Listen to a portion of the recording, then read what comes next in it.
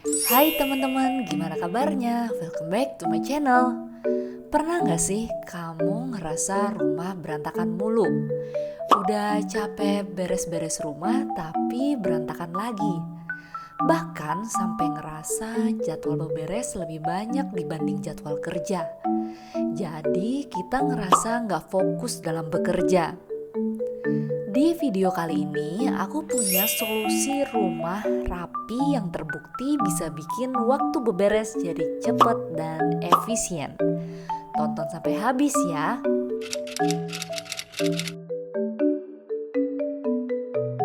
Jadi selama ini aku mikirin pola apa sih yang bikin rumahku berubah-ubah. Bulan ini rapi, bulan depan gak rapi.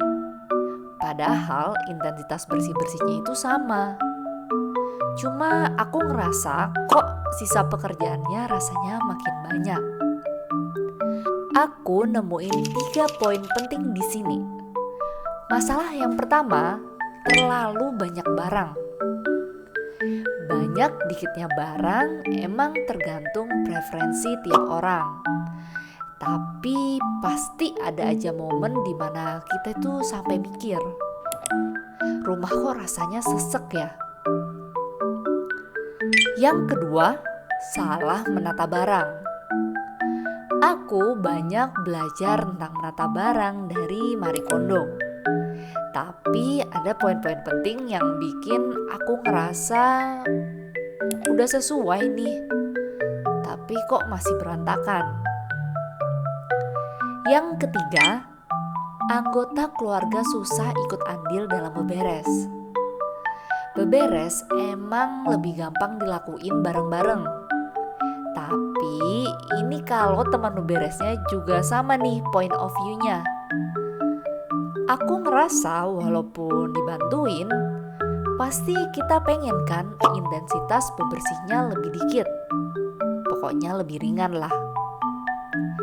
Dari 3 problem yang krusial yang ngebikin rumah susah bersih, aku punya solusi-solusi yang ngebantu banget. Yang pertama, buat masalah terlalu banyak barang.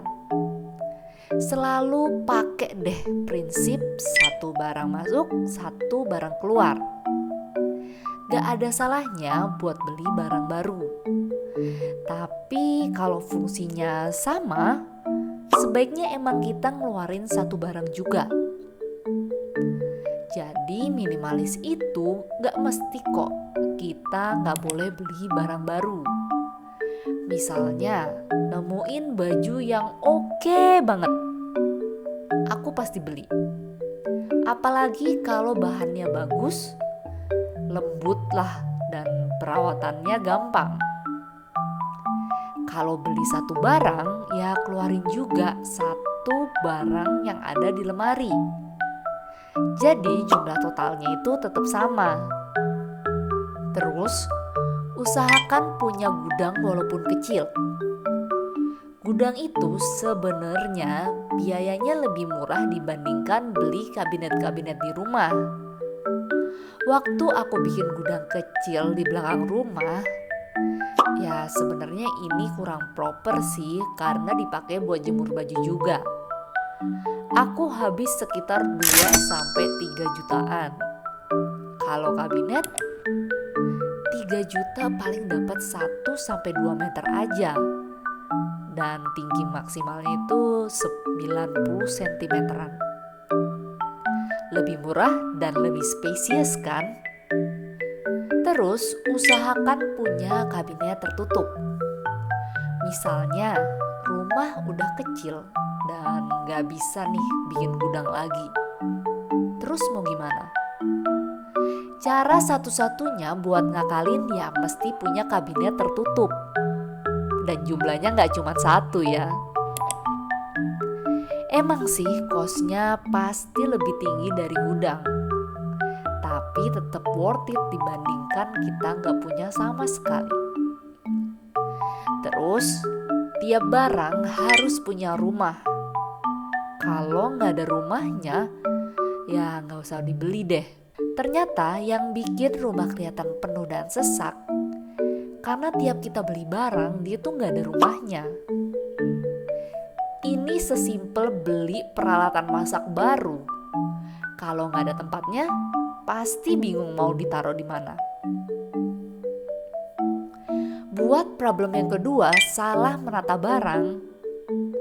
Coba deh pikir lagi. Sifat manusia itu dinamis, selalu berubah-ubah. Dan ini berpengaruh banget ke perilaku sehari-harinya. Misalnya waktu nyimpen barang. Aku sering banget ngubah-ngubah lokasi barang di rumah. Bukan karena iseng, tapi emang butuh. Buat rumah kecil kayak aku, tiap ada barang berserakan di lantai, rasanya udah bikin rumah berantakan. Dan ujung-ujungnya kelihatan makin sempit. Nah, aku naruh barang yang paling sering dipakai ke kabinet yang paling gampang diakses. Kasusku di sini. Aku punya kabinet dan meja hadiah dari developer. Biar aku bisa memanfaatkan barang yang ada, ya udah, aku mesti memaksimalkan storage yang aku punya. Dua storage ini selalu aku buka tiap hari. Yang sebelah kiri buat tas kerja suami yang aku letakin di situ. Biar tiap pulang dia nggak salah-salah naruh barang. Dan di sisi kanan aku taruh snack yang pasti dimakan tiap hari. Jadinya rumah lebih gampang terlihat rapi dan nggak perlu effort yang maksimal. Ini kedengarannya sepele sih, cuman ini ngefek banget bikin rumah kelihatan lebih rapi. Dan sebagai catatan, ini nggak mesti ya bertahun-tahun posisinya mesti sama. Balik lagi menyesuaikan kebiasaan orang-orang yang ada di rumah. Buat problem yang ketiga, anggota keluarga susah ikut andil dalam beberes. Rumah yang luas berpotensi bikin kita lebih tergoda buat beli barang baru. Yang kalau nggak ditahan, rumah jadi penuh. Kalau rumah penuh, daerah yang mesti dibersihin itu pasti makin banyak. Saat daerah nih yang dibersihkan makin banyak, pekerjaan rumah dari yang awalnya cuma 5 jenis bertambah jadi 10 jenis. Dari jumlah pekerjaan rumah yang makin banyak, kita jadi perlu waktu yang lebih banyak buat beres. Dan yang aku alamin, aku ngerasa nih kalau pekerjaan ini tuh lebih enak dibantu sama anggota keluarga.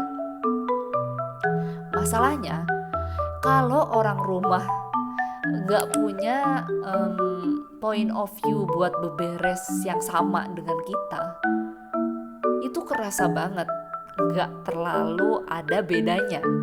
Kalau masalah pertama dan kedua tadi, yang terlalu banyak barang dan salah menata barang itu bisa bener, bisa efisien, aku yakin pekerjaan beberes di rumah itu akan jauh lebih ringan, bahkan tanpa dibantu sama anggota keluarga lainnya. Jadi itu semua problem yang menurutku paling ngebikin rumah terlihat berantakan. Dan gak mau kan kalau fokus kita itu berubah jadi beres-beres rumah terus. Kalau kamu punya solusi yang menurut kamu lebih baik dari solusi yang aku berikan, boleh banget buat komen di bawah biar bisa menginspirasi teman-teman yang lain ya. Thank you for watching.